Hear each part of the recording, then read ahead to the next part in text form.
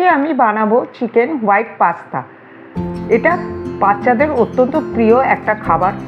এইভাবে বানালে আমার মনে হয় বাচ্চা থেকে বড় সকলেরই খুব ভালো লাগবে। তো বানানোর জন্য প্রথমে আমি 1 লিটার জল নিয়ে নিলাম। জলটা হালকা গরম হলে তার মধ্যে 1 চামচ মতো দিয়ে দিলাম লবণ এবং সামান্য একটু তেল।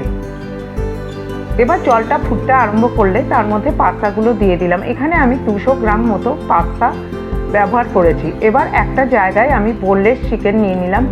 চিকেনের মধ্যে লবণ, আদা রসুনের ও কাঁচা লঙ্কার পেস্ট খুব ভালো করে মাখিয়ে নিলাম। আর মাখিয়ে নিলাম একটুখানি গোলমরিচের গুঁড়ো।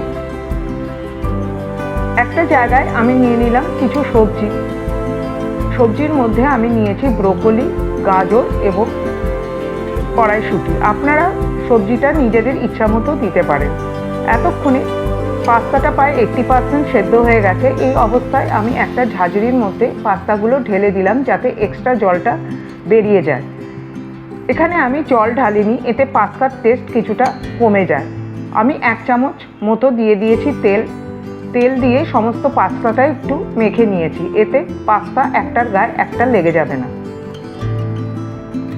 এবার কড়াইয়ের মধ্যে সামান্য একটু জল নিয়ে তার মধ্যে কেটে রাখা সবজিগুলো একটু সেদ্ধ করে নিতে হবে।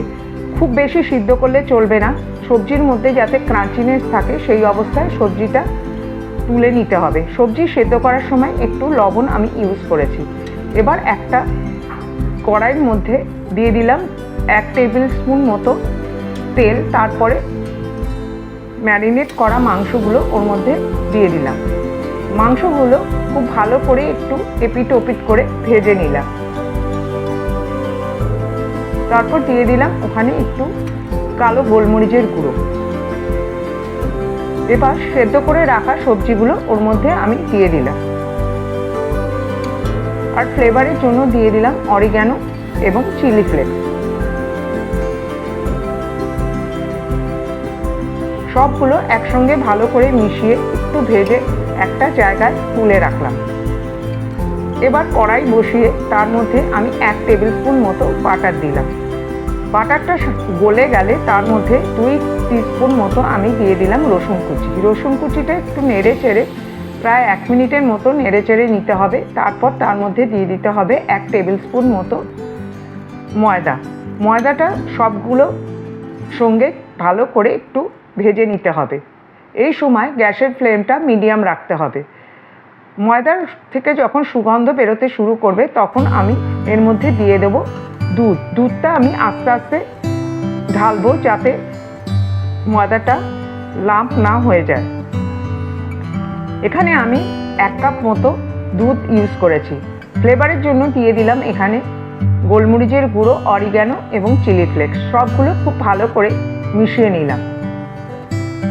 তারপরে দিয়ে দিলাম একটা চিজের স্লাইস এবং 2 টেবিল স্পুন মতো মজেরেলা চিজ। আপনারা এখানে মজেরেলার বদলে প্রসেস চিজও ইউজ করতে পারেন। তারপরে সবজি, মাংস এবং পাস্তাগুলো এক এক করে সসের মধ্যে ঢেলে দিলাম।